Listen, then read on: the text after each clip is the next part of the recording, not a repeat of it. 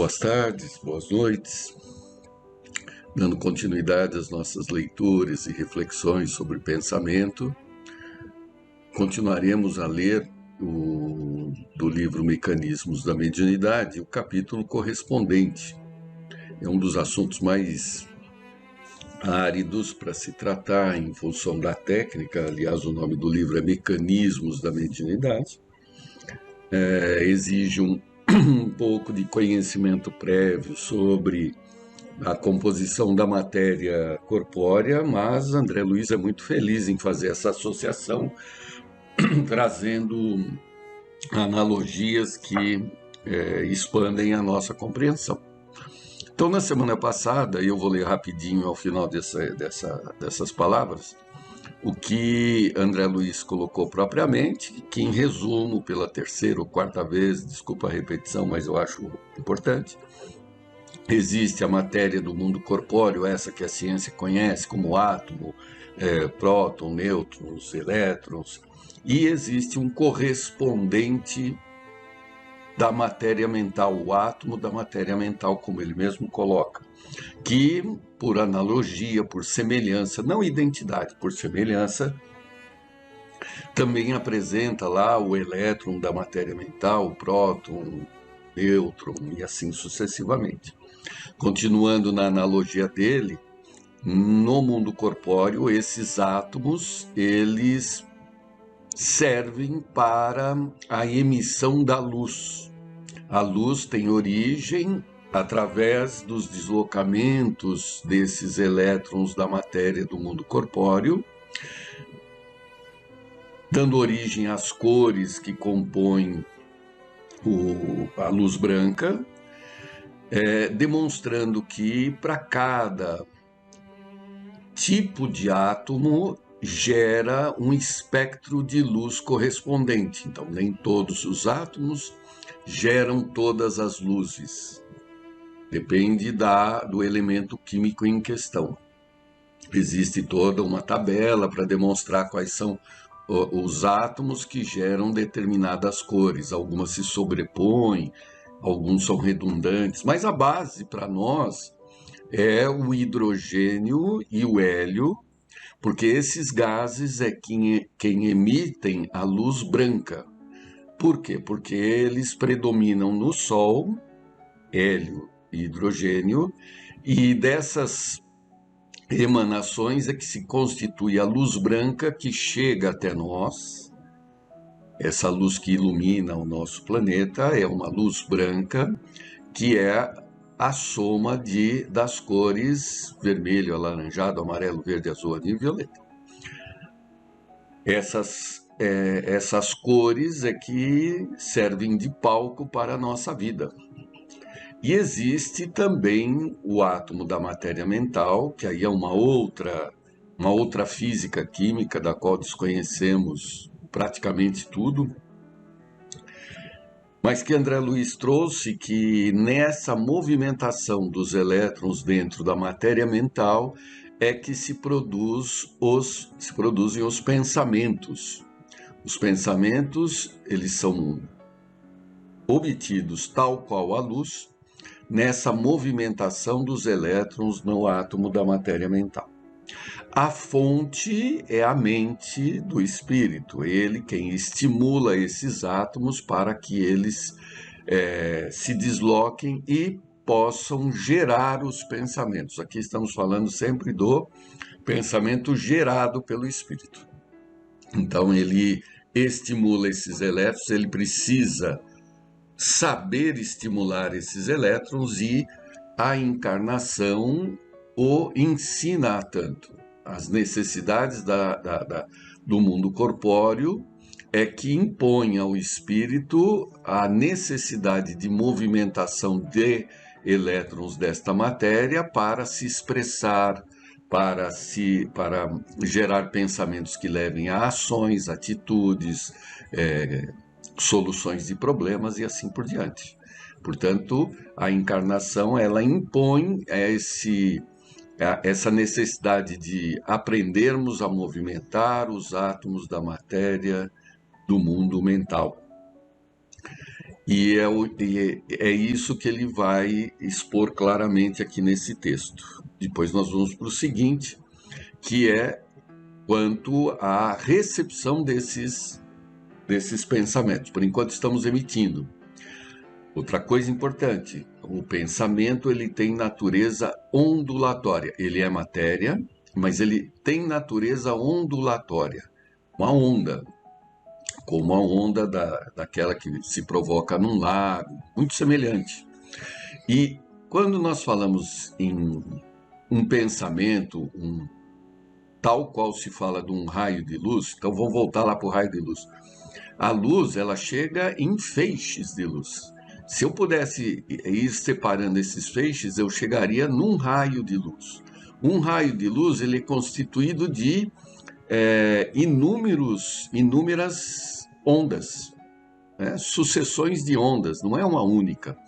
Então, nessa analogia, um pensamento, né, o pensamento como um todo, ele é constituído como um feixe, né? Ele é constituído de vários raios pensamentos. E raios pensamentos são constituídos de inúmeras ondas de pensamento. Então, pensamos numa casa, é um conjunto é um feixe de pensamentos. E esse feixe é dinâmico, ele vai se movimentando, porque a imaginação ela não é estática, ela não é parada, ela é dinâmica, ela vai se movimentando, nós pensamos em cor, em cheiro, em forma, em movimento, em pessoas. Então, é um processo muito complexo, muito profundo. Complexo não, porque ele é simples, né? Mas ele é muito profundo, ele é um conjunto enorme de variáveis, de pensamentos, onde cada um deles tem o seu tijolinho na construção de todo um edifício que é aquilo que você está pensando. Por isso que mudar pensamento é algo que tem uma resistência interna, uma resistência íntima, porque é mudar todo o conjunto, não basta um detalhe daquele conjunto. Se imaginarmos uma casa, se nós quisermos pensar algo diferente de uma casa, eu tenho que pensar o conjunto, não é só trocar a janela, a escada, a fachada. Então, quando temos pensamentos difíceis, mudar esses pensamentos envolve todo um esforço, remover uma montanha que é acompanhada de todo o conjunto de transformação. Por isso que exige a colaboração, podemos assim dizer, de uma boa leitura, acompanhada da prece, da pauta que se discute, do que nos chama atenção para impor uma mudança mais ampla. Do contrário, apenas mudamos fragmentos dessa nossa montanha. E aí, até no trabalho do bem, estamos envolvidos com boa vontade, mas ainda escorregamos sobre os nossos próprios destroços, porque não mudamos completamente. Mudamos só aquele ato, aquela atitude, aquele momento, mas continuamos com o pensamento complicado, ainda que esteja envolvido por um conjunto de coisas saudáveis. Por isso que tem que persistir, até que esse mundo altere, o mundo mental. Nós temos que mudar o nosso mundo mental. Cada um de nós somos conscientemente um mundo e a todas as encarnações associadas somos, cada um de nós, um próprio universo. Muito bem. Então, o que foi falado até agora é matéria mental e matéria física. Isso foi lido já umas 3, 4 vezes, não tem importância, vamos ler a 10ª.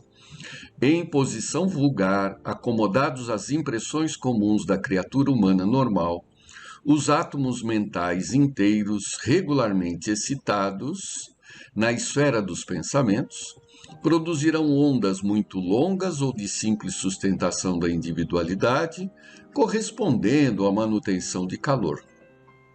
Se forem os elétrons mentais nas órbitas dos átomos da mesma natureza, a causa da agitação, em estados menos comuns da mente, quase quais seriam os de atenção ou de tensão pacífica, em virtude de reflexão ou oração natural, o campo dos pensamentos exprimir-se-á em ondas de comprimento médio ou de aquisição de experiência por parte da alma, correspondendo à produção de luz interior.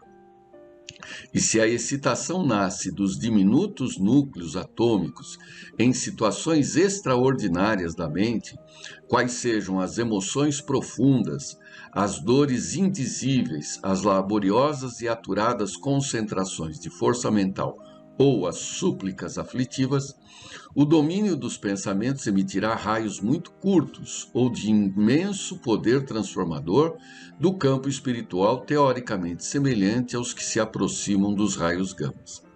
Então, a novidade desse nosso discurso de hoje é que cada tipo de átomo permite a formação de um tipo de pensamento, de luz. Nem todos os átomos produzem todas as cores. E a novidade foi justamente essa. Lendo agora novamente, a gente está chamando a atenção que dessa matéria do mundo mental existem categorias de átomos e que a excitação dos elétrons dessas categorias de átomos é que adquirem conotação das coisas simples ou das coisas reflexivas ou das coisas mais profundas. Então, nós como espíritos temos que aprender a selecionar ou provocar dentre essas três categorias de átomos a excitação dos elétrons para que eles gerem pensamentos distintos, pensamentos cotidianos normais, uma categoria de átomos, uma categoria de elétrons. Átomos intermediários de outro elemento químico mental, eles permitem pensamentos de ondas menos longas, referentes às reflexões, experiências, né? Quando se atua em átomos mais específicos, mais de difícil acesso, a movimentação dos elétrons, ela gera pensamentos oriundos das situações aflitivas, das preces fervorosas, enfim, desse conjunto. Ele até coloca aqui, né, concentrações de força mental, dores indizíveis, emoções profundas. É um aprendizado do espírito, né? Por isso que os espíritos, cada um, na sua própria experiência, adquiriu condições, pela sua existência, de atuar nessas categorias de elementos atômicos mentais. Por isso que não é homogêneo o pensamento entre as pessoas, tampouco o sentimento entre elas, porque cada um atua numa categoria. Certo que todos atuarão em todas as categorias. Esse é o pensamento que geramos. Esse é o pensamento que nós provocamos. E agora vamos para a indução. O que é a indução? A influência de um pensamento externo. Então, ainda fechando esse parágrafo, assim, considerando a matéria mental, embora em aspectos fundamentais diversos, obedece a princípios idênticos àqueles que regem as associações atômicas na esfera física, demonstrando a divina unidade de plano do universo. Indução mental. Também é um pouco árido o texto, mas estamos aí para isso. Recorrendo ao campo de Einstein, imaginemos a mente humana no lugar da chama em atividade. Então, o que é campo de Einstein? A ideia de campo é influência à distância. Tá? Um corpo, ele provoca força no outro por contato ou a distância. A distância é chamada, essa influência em torno é chamado de campo. Existem forças de contato, como exemplo, atrito, resistência do ar, quando dois corpos se encontram, se tocam, isso são forças de contato. Um corpo provoca força no outro e vice-versa, ação e reação. Mas há uma influenciação, há algumas características da matéria que provocam esse campo, que se conhece aqui é o campo gravitacional. Todo corpo que tem massa, ele em torno dele provoca uma região de influência chamada campo gravitacional, que se um outro corpo entrar ali, ele é atraído e atrai também.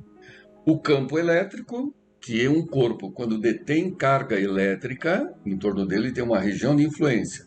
Caiu ali outra carga elétrica, ela vai ser atraída ou repelida. E tem o campo eletromagnético, ou campo magnético, que é quando uma carga em movimento em torno dela gera um campo eletromagnético, o ímã. Quando um outro corpo de natureza semelhante entra ali, ele é atraído ou repelido. Então, são as influenciações de campo, ok? Então, vamos retomar a frase. Recorrendo ao campo de Einstein, imaginemos a mente humana no lugar da chama em atividade. Olha que legal. A nossa mente é aquele bulbo, né? Lembra da lâmpada incandescente, né? O filamento lá, né? E em torno dele, ele gera um campo, né? É um campo de influenciação daquele espírito. Ok? Assim como a intensidade de influência da chama diminui com a distância do núcleo de energias em combustão, demonstrando fração cada vez menor, sem nunca atingir a zero, a corrente mental se espraia segundo o mesmo princípio, não obstante as diferenças de condições. Beleza, então olha só. Vamos pegar a analogia aqui de um planeta. Não precisa ser planeta, pode ser um pedaço de pão, pode ser o mouse, pode ser qualquer corpo que tenha qualquer corpo, porque todo corpo tem massa. O fato dele ter massa, ele tem um campo. Fica claro isso num planeta, porque a massa é muito grande. Então, nós enxergamos essa influência. Por quê? Se eu pego um corpo desse perto da crosta da Terra e solto, ele é atraído. Ele é atraído porque, por causa da força da gravidade, por causa do peso, são sinônimos. Força de gravidade e peso é a mesma coisa, banalmente falando. Então, o que é esse peso? O que é essa força gravitacional?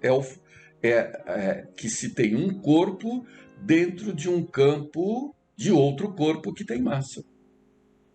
Só que, na medida que vai se afastando do planeta, desta massa, a influência vai diminuindo. Ela vai diminuindo, claro, né? Cada vez mais distante, a influência é menor. Porém, a influência nunca é nula. O campo gravitacional, ele é de ação infinita. Pode ser lá nos confins do universo, a Terra exerce influência. Influência gravitacional, não entra com bobagem de horóscopo. Né? Vamos deixar bem pontuado. Os planetas, né, influenciam as coisas das pessoas. Não é bem assim. Né? Senão a gente volta alguns milênios na evolução do conhecimento. Né? O horóscopo não dá para você admitir que um planeta, né, porque você escolheu que ele se chama Mercúrio, porque sei lá o quê, né, porque ele é vermelho, é de guerra, que você nasceu naquela onde ele está mais próximo e você vai ser uma pessoa com aquelas características. Bobagem. Né? Isso a gente ouve muito no meio espírita, inclusive. Né? Médiuns espíritas falando de horóscopo, gente. Né? Vamos andar. Então, mas voltemos à Terra. Então, a Terra, como qualquer outro planeta, ele tem a influência gravitacional ao infinito, nunca é nula. Assim como um espírito, ele tem um campo da sua matéria mental, ele tem um campo, uma influência que vai ao infinito. Isso dá para chegar a essa conclusão num outro caminho, né? Nós já fizemos esse raciocínio, faremos depois também para retomar, de sorte que todos os espíritos estão, de alguma forma, interligados. Porque se a influência de um espírito ela nunca é nula, e ela se expande até os limites do universo, então todos nós nos influenciamos mutuamente num processo universal de evolução. Compromisso social não se restringe à sua casa, ao seu bairro, sua cidade, seu país, seu planeta nesta data. Não é comprometimento, a interligação ela é mais extensa. Interessante, porque a obra de Deus, na obra de Deus não há privilegiados. Não há privilegiados. Vamos continuar. Essa corrente de partículas mentais, nossa, já estourou o tempo. Essa corrente de partículas mentais exterioriza-se de cada espírito com qualidade de indução mental, influenciação mental. Tanto maior quanto mais amplos se lhe evidencia as faculdades de concentração e o teor de persistência no rumo dos objetivos que demande. Então, esta potência interna, essa influenciação, ela é tanto maior quanto mais o espírito é determinado através da sua vontade. Voltando que vontade é fruto da razão. A razão é a interpretação da obra de Deus naquela porção de causas e efeitos. Então, ninguém tem razão. Nós temos leituras da razão divina que são pedaços das relações de causa e efeito que conseguimos entender. Já estourou o nosso horário. Semana que vem retomamos o tema. Prazer em revê-los e até mais.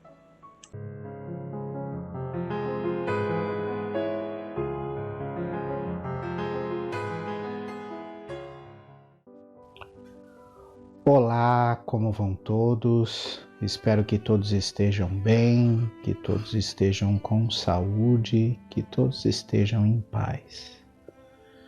Nós vamos iniciar esta palestra doutrinária com a prece que Jesus nos ensinou. Pai nosso, que estais nos céus, santificado seja o vosso nome.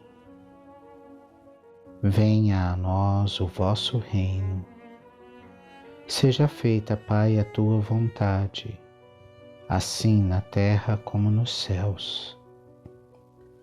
O pão nosso de cada dia dai-nos hoje. Perdoa, Senhor, as nossas dívidas, na medida em que perdoamos aos nossos devedores. Não nos deixeis cair em tentação e livra-nos de todo o mal. Que assim seja, graças a Deus, graças a Jesus. Eu trouxe um texto para a gente ler e refletir, que está no livro Boa Nova, psicografia do Chico Xavier, né? E que trata de um assunto que a gente deve sempre se perguntar se está mantendo, que é o bom ânimo. É uma conversa entre Jesus e o apóstolo Bartolomeu e trata dessa questão dos nossos insucessos, das nossas dores, das nossas perdas, das incompreensões que a gente recebe do mundo, das injustiças e das dificuldades que a gente vê ao nosso redor e da manutenção do bom ânimo apesar de tudo isso. Então, vamos ao texto. O apóstolo Bartolomeu foi um dos mais dedicados discípulos do Cristo desde os primeiros tempos de suas pregações, junto ao Tiberíades. Todas as suas possibilidades eram empregadas em acompanhar o Mestre na sua tarefa divina. Entretanto, Bartolomeu era triste e, vezes inúmeras, o Senhor o surpreendia em meditações profundas e dolorosas. Foi, talvez, por isso que, uma noite, enquanto Simão Pedro e sua família se entregavam a inadiáveis afazeres domésticos, Jesus aproveitou alguns instantes para lhe falar mais demoradamente ao coração. Após uma interrogativa afetuosa e fraternal, Bartolomeu deixou falasse o seu espírito sensível. Mestre, exclamou timidamente, não saberia nunca explicar-vos o porquê de minhas tristezas amargurosas. Só sei dizer que o vosso Evangelho me enche de esperanças para o reino de luz que nos espera os corações além, nas alturas. Quando esclarecestes que o vosso reino não é deste mundo, experimentei uma nova coragem para atravessar as misérias do caminho da terra, pois, aqui, o selo do mal parece obscurecer as coisas mais puras.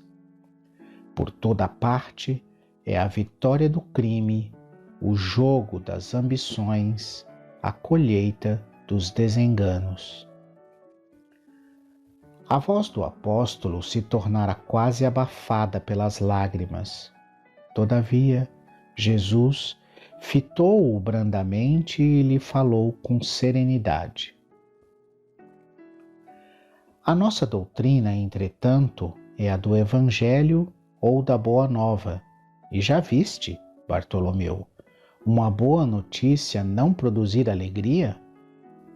Fazes bem, conservando a tua esperança em face dos novos ensinamentos, mas não quero senão acender o bom ânimo no espírito dos meus discípulos. Se já tive ocasião de ensinar que o meu reino ainda não é deste mundo, isso não quer dizer que eu desdenhe o trabalho de estendê-lo, um dia, aos corações que mourejam na terra. Achas, então, que eu teria vindo a este mundo sem essa certeza confortadora? O Evangelho terá de florescer, primeiramente, na alma das criaturas, antes de frutificar para o espírito dos povos. Mas venho de meu Pai, cheio de fortaleza e confiança, e a minha mensagem há de proporcionar grande júbilo a quantos a receberem de coração. Depois de uma pausa em que o discípulo o contemplava silencioso, o mestre continuou. A vida terrestre é uma estrada pedregosa que conduz aos braços amorosos de Deus. O trabalho é a marcha. A luta comum é a caminhada de cada dia. Os instantes deliciosos da manhã e as horas noturnas de serenidade são os pontos de repouso. Mas, ouve-me bem, na atividade ou no descanso físico, a oportunidade de uma hora, de uma leve ação, de uma palavra humilde, é o convite de nosso Pai para que semeemos as suas bênçãos sacrossantas. Em geral, os homens abusam desse ensejo precioso para anteporem a sua vontade imperfeita aos desígnios superiores, perturbando a própria marcha. Daí resultam as mais ásperas jornadas obrigatórias para a retificação das faltas cometidas e muitas vezes infrutíferos labores. Em vista dessas razões, observamos que os viajores da Terra estão sempre desalentados. Na obcecação de sua vontade própria, ferem a fronte das pedras da estrada, cerram os ouvidos à realidade espiritual, vendam os olhos com a sombra da rebeldia e passam, em lágrimas, em desesperadas imprecações e amargurados gemidos, sem enxergarem a fonte cristalina, a estrela cariciosa do céu, o perfume da flor, a palavra de um amigo, a claridade das experiências que Deus espalhou para a sua jornada em todos os aspectos do mundo. Houve um pequeno intervalo nas considerações afetuosas, depois do que, sem mesmo perceber inteiramente o alcance de suas palavras, Bartolomeu interrogou: Mestre, os vossos esclarecimentos dissipam os meus pesares, mas o Evangelho exige de nós a fortaleza permanente? A verdade não exige, transforma. O Evangelho não poderia reclamar estados especiais de seus discípulos. Porém, é preciso considerar que a alegria, a coragem e a esperança devem ser traços constantes de suas atividades em cada dia. Porque nos firmarmos no pesadelo de uma hora, se conhecemos a realidade gloriosa da eternidade com o nosso Pai? Bartolomeu insistiu. E quando os negócios do mundo nos são adversos, e quando tudo parece em luta contra nós? Perguntou o pescador, de olhar inquieto. Jesus, todavia, como se percebesse inteiramente a finalidade de suas perguntas, esclareceu com bondade. Qual o melhor negócio do mundo, Bartolomeu? Será a aventura que se efetua a peso de ouro, muita vez amordaçando-se o coração e a consciência para aumentar as preocupações da vida material? Ou a iluminação definitiva da alma para Deus, que se realiza tão só pela boa vontade do homem que deseje marchar para o seu amor por entre as urzes do caminho? Não será a adversidade dos negócios do mundo um convite amigo para a criatura semear com mais amor, um apelo indireto que a arranque das ilusões da terra para as verdades do reino de Deus? Bartolomeu guardou aquela resposta no coração, não todavia sem experimentar certa estranheza, e logo, lembrando-se de que sua genitora partira havia pouco tempo para a sombra do túmulo, interpelou ainda ansioso: Mestre, não será justificável a tristeza quando perdemos um ente amado?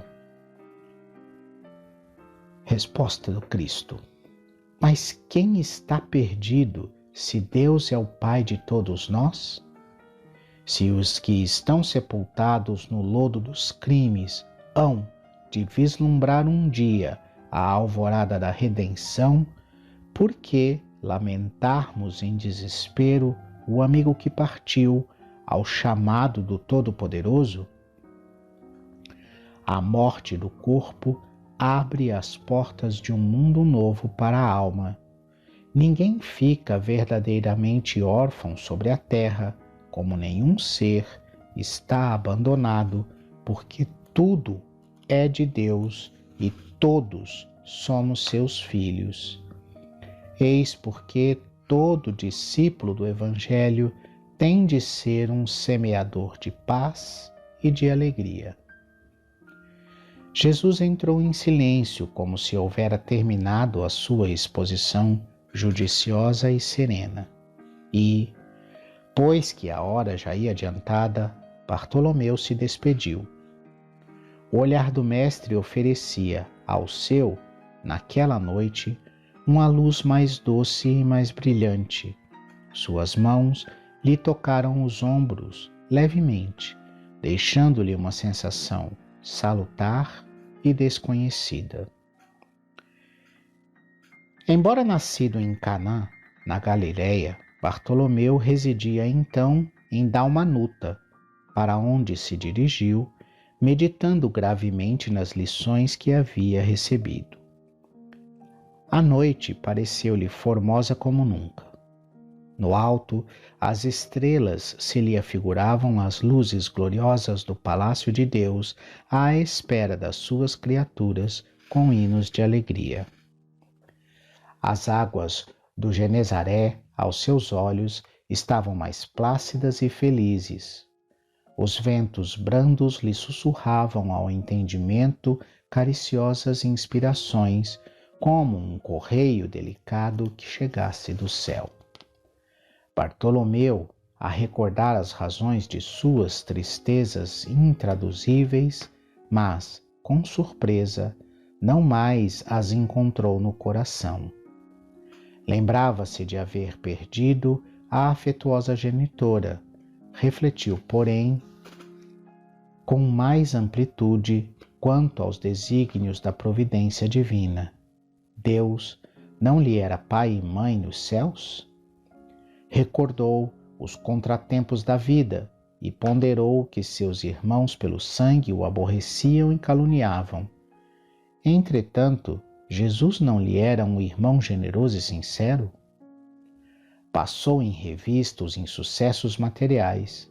Contudo, que eram as suas pescarias ou a avareza dos negociantes de Betsaida e de Cafarnaum, comparados à luz do reino de Deus que ele trabalhava por edificar no coração?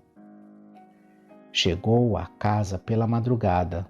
Ao longe, os primeiros clarões do sol lhe pareciam mensageiros ao conforto celestial.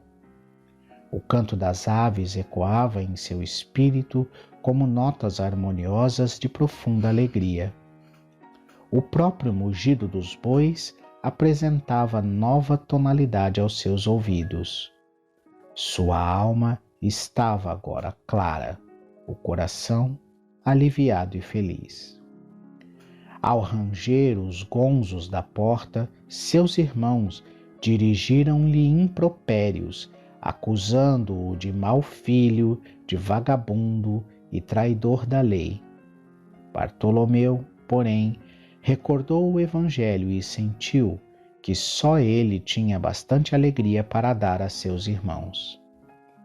Em vez de reagir asperamente, como de outras vezes, sorriu-lhes com a bondade das explicações amigas.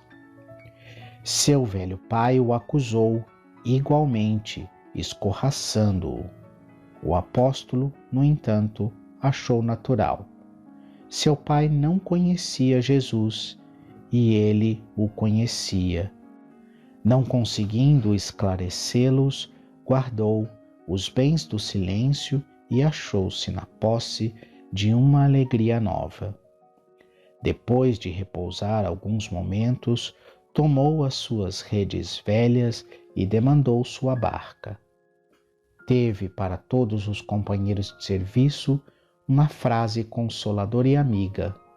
O lago como que estava mais acolhedor e mais belo, seus camaradas de trabalho mais delicados e acessíveis. De tarde, não questionou com os comerciantes, enchendo-lhes, aliás, o espírito de boas palavras e de atitudes cativantes e educativas. Bartolomeu havia convertido todos os desalentos num cântico de alegria ao sopro regenerador dos ensinamentos do Cristo. Todos o observaram com admiração, exceto Jesus, que conhecia, com júbilo, a nova atitude mental de seu discípulo. No sábado seguinte, o mestre demandou às margens do lago, cercado dos seus numerosos seguidores. Ali aglomeravam-se homens e mulheres do povo, judeus e funcionários de Antipas, a par de grande número de soldados romanos. Jesus começou a pregar a boa nova e, a certa altura, contou, conforme a narrativa de Mateus, que o reino dos céus é semelhante a um tesouro que, oculto num campo, foi achado e escondido por um homem que, movido de gozo, vendeu tudo o que possuía e comprou aquele campo. Nesse instante, o olhar do mestre pousou sobre Bartolomeu, que o contemplava, embevecido.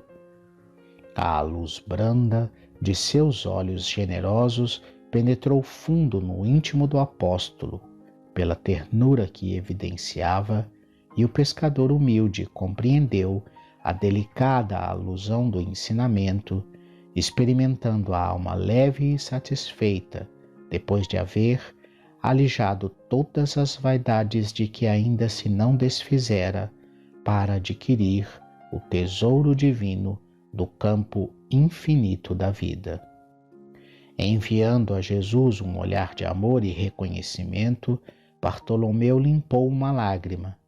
Era a primeira vez que chorava de alegria. O pescador de Dalmanuta aderira para sempre aos eternos júbilos do Evangelho do Reino. Quem de nós, em algum momento da vida, não foi um pouco desse Bartolomeu insatisfeito com os sucessos e insucessos que conseguiu? Quem de nós não já ficou triste com perdas ou com ganhos não obtidos? Quem de nós já não olhou para trás e viu os entes que já partiram para o plano espiritual e sentiu saudades e ficou meio triste? Mas quem conhece o reino de Deus, quem conhece os ensinamentos do Cristo, sabe que essas separações são momentâneas, que tudo pertence a Deus, inclusive os sucessos ou insucessos materiais de nossa vida, que essas incompreensões e essas aparentes injustiças são frutos das imperfeições dos caráteres das pessoas, e que essas imperfeições e esses caráteres estão sendo trabalhados e lapidados pela vida e pelas encarnações, e que todos nós estaremos um dia vivendo no reino dos céus, porque o reino dos céus estará dentro de nós. Continuemos com bom ânimo, continuemos no trabalho incessante de construir essa paz, essa felicidade eterna que a gente tanto almeja e tem tanta dificuldade de alcançar, mas que é possível se nós nos amarmos como Jesus nos amou. Fiquem em paz e sintam o envolvimento do Cristo na prece que Ele nos ensinou. Pai nosso, que estais nos céus, santificado seja o vosso nome. Venha a nós o vosso reino. Seja feita, Pai, a tua vontade, assim na terra como nos céus. O pão nosso de cada dia dai-nos hoje. Perdoa, Senhor, as nossas dívidas, na medida em que perdoamos os nossos devedores. Não nos deixes cair em tentação e livra-nos de todo o mal, que assim seja. Fiquem em paz, fiquem com Jesus.